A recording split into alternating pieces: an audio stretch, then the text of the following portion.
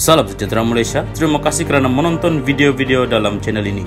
Sebelum kita mula, jangan lupa untuk tekan tombol subscribe, share, like dan komen. Let's go!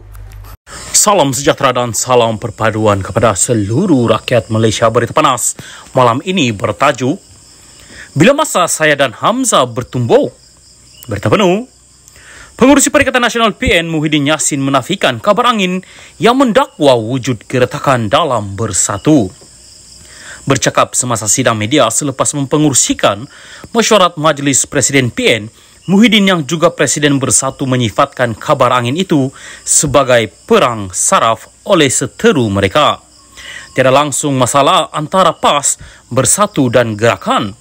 Ini dibuat sebab dah tiada modal. Padahal parti paling harmoni ialah PN. PAS, Bersatu, Gerakan tiada masalah langsung. Dalaman masing-masing pun damai. Kami bertengkar pun tiada, sengaja dibuat-buat saja. Bila masa saya dan Hamzah Zainuddin bertumbuk. Jangan percayalah, ini perang saraf. Pihak-pihak cyber trooper dan mereka yang menggunakan media sosial untuk alih dari isu pokok katanya. Muhyiddin merujuk kepada Setiausaha Agung Bersatu Hamzah Zainuddin yang turut hadir di Ibu Pejabat PN hari ini. Ahli Parlimen Pagau itu diminta mengulas mengenai laporan media yang memetik sumber yang mendakwa kedua-dua pemimpin Bersatu itu bertelaga berhubung hala tuju Bersatu. Salam sejahtera dan salam perpaduan kepada seluruh rakyat Malaysia. Berita panas malam ini bertajuk UMNO tidak serius mengenai pengampunan buat Najib. Berita penuh. Peguam Zaid Ibrahim tampil membidas UMNO kerana gagal meyakinkan orang ramai mengapa bekas Perdana Menteri Najib Razak layak mendapat pengampunan. Mereka tidak membuat sebarang usaha serius untuk mencadangkan pengampunan itu. Tiada perincian dikemukakan mengenai mengapa pengampunan itu wajar dan sesuai, serta apakah isu yang perlu diambil kira untuk pengampunan. Tiada apa-apa. Mereka cuma berjanji dengan ahli mereka akan melakukan segala-galanya untuk Najib. Sebab itu, UMNO tidak akan berjaya dalam pilihan raya akan datang. Ahli akan tanya apakah janji yang akan UMNO berikan kali ini yang mereka akan tunaikan, kata Zaid yang merupakan ahli UMNO dan pernah berkhidmat sebagai peguam Najib. Zaid berkata tindakan pemimpin utama UMNO adalah hanya dengan membuat petisyen kepada Yang di-Pertuan Agong, tetapi alasan petisyen itu tidak pernah didedahkan. Sebaliknya, kata Zaid, bekas Presiden Amerika Syarikat Barack Obama menjelaskan sebab untuk meringankan hukuman penjara 35 tahun ke atas Chelsea Manning yang membocorkan rahsia ketenteraan. Bekas Presiden AS Gerald Ford mengampuni Richard Nixon kerana dia mahukan perdamaian nasional. Dia menerima Kongres adalah betul untuk mendakwa Nixon tetapi merasakan pengampunan perlu. Bekas Presiden Afrika Selatan Nelson Mandela dan FW de Klerk memberikan pengampunan kepada mereka yang melakukan jenayah semasa apartheid untuk pembinaan semula negara. Caib Zaid di akaun Twitternya.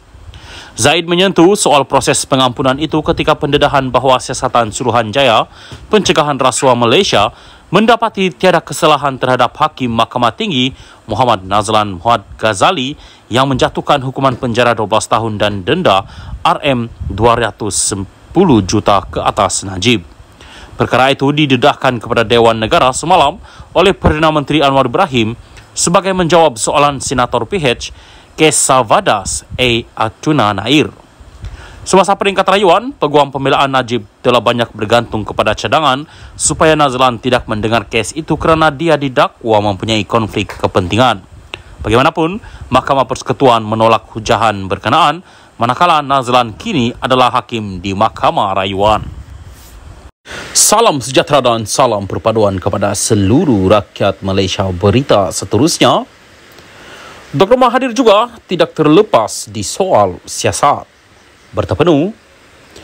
Ketekadan kerajaan perpaduan dalam membenteras rasuah kini terbukti melalui penyiasatan terhadap beberapa tokoh dan kepimpinan besar negara termasuk bekas Perdana Menteri Tun Dr. Mahathir Mohamad.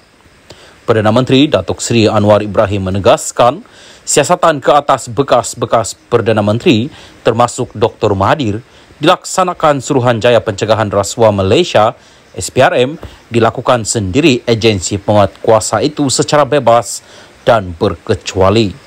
Beliau berkata, ia sejajar dengan peranan SPRM yang melaksanakan tugas berlandaskan prinsip keadilan dan undang-undang. Orang yang menganggap ini sebagai siasatan bermotif politik harus melihat kepada fakta dan bukan sentimen politik untuk kelirukan rakyat. Kalau nyata dari segi siasatan ada kes yang dianggap berprofil tinggi dan mempunyai alasan cukup kukuh untuk didakwa, itu tugas SPRM dan Jabatan Peguam Negara, kata beliau pada persidangan Dewan Negeri pada Isnin. Sabtu lalu, SPRM memaklumkan akan meneliti unsur kesalahan rasuah berhubung dakwaan isu pemberian kontrak gantian optik RM214.2 juta kepada syarikat yang dikaitkan dengan Dr. Mahathir. Ketua Pesuruhjaya Tan Sri Azam Baki berkata, siasatan akan dijalankan sekiranya asas itu wujud mengikut kesalahan rasuah. Sementara itu, Anwar dalam pembelaan terhadap saman fitnah Dr. Mahathir pada Kamis terhadapnya membangkitkan isu pemberian kontrak gantian optik RM214.2 juta kepada Opkom Kabel Sendirian Berhad Syarikat yang dikaitkan dengan Dr. Mahathir. Presiden PKR itu mendakwa anak sulung Dr. Mahathir, Datuk Mirzan, menjadi pengarah Opkom Kabel dari 1994 hingga 2021. Anak kedua Tan Sri Mokzani menjadi pengarah dari 2009 hingga 2019.